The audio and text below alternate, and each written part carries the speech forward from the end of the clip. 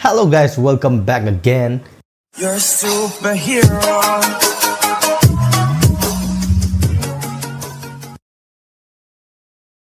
Ngasi amuk mayam punna yengminagadoriba video sidi isai ne aduga isai se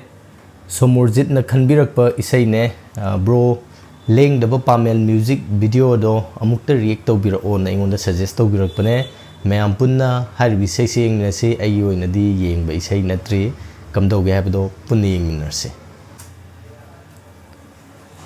BM Production Lengdaba Pamel story by Korongan Bakuman. Korongan baze koige picture pure Korongan ba. Oidori ba Korongan Bakuman nice.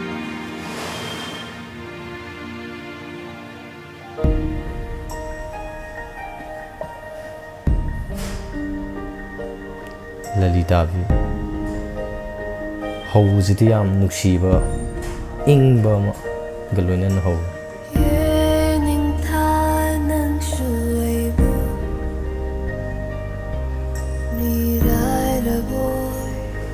Pretty asmayek sidi Lengdaba Pamel na lengli oy haudaba na uri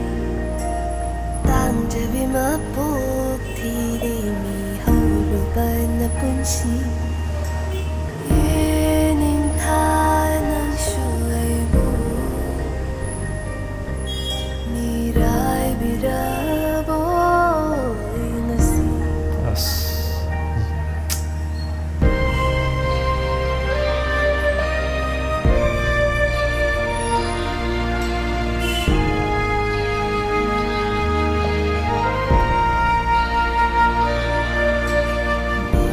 soikhiba iti makol de Thokpaduni phong janing ba kaya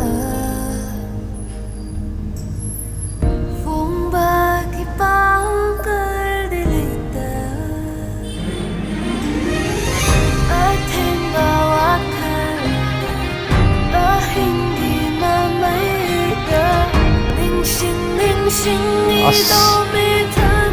fire ladies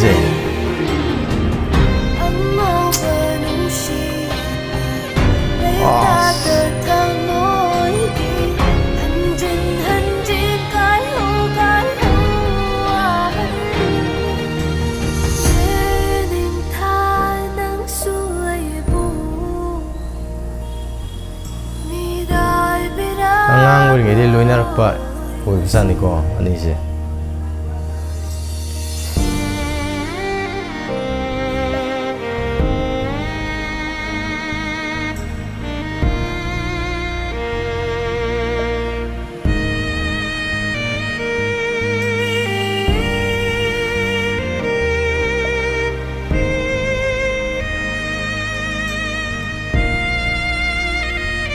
aina khanba nupa jina khanjaraga nupi jina di chamcham na khan baduguma mam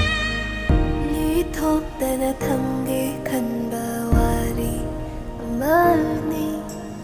thokdana thamge khanba wari amani natragana misunderstanding gumma leinam su maliko amani thembi na bayauda mahai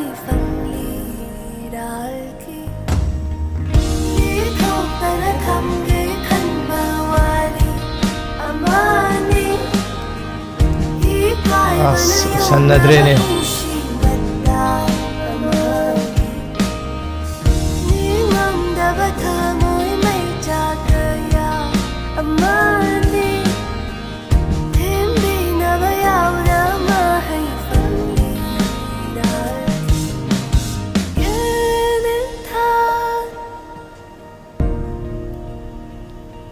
Asian Games boxing masanada silver pumnamakna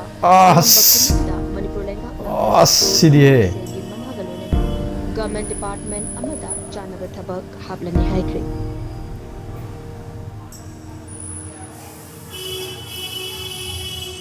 Yes. Isegi mikup sini ne mawam pan ngai na rije. mirai miraboy ngasi Lengdaba Pamel na lingli Oy hodabay na uri Tangjabi mapok thire mi haurubay na punchi Yes.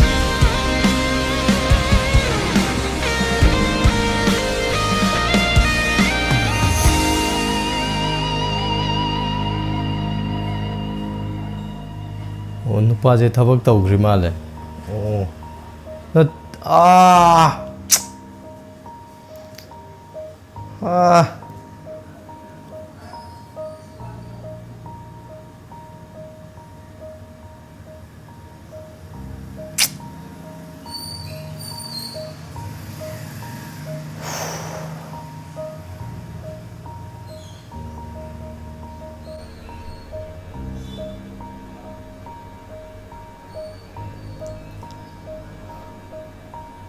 Mayam punna isai se yeng mina kre ai isai se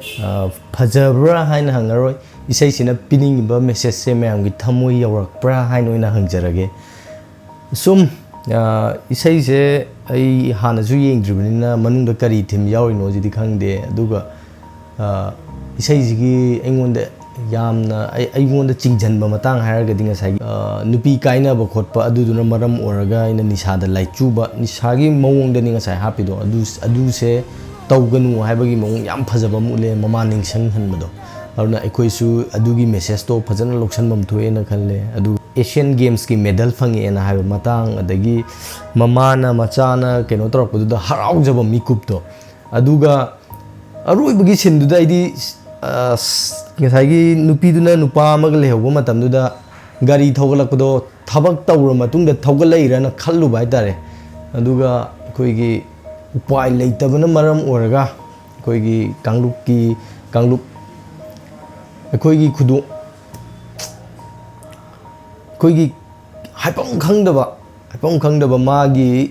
masana tawramiba thabakdu thado omaga imaleba kanda yade na haibu yoina thomba haitare ai yoina di mana thabak tawraga security ga thokla inaba adugumba gi wakal khallu bai tar aduga tasingna tayon naramba hai tare asugumba thodok mayam ama thomgani thokchu thoibani aigi pamjaba ningjabana ama adubu lan sina maram oraga adudagi na thairaga imale bakanda yadena thoklakpa kongai ne tasengna sigi video se yegumba matamda engonda haingam tawngam daba ma phawe mayam tasengna tu chungi hai tare aina wangang je khanjalu matamda tu chungi asigumba mayam ama thokpa je kari haraga I losan doino khangdre aidi kari conclusion ta doino khangdre sidi swadi losan jargi mayam mathang video da mu thengnar se bye guys.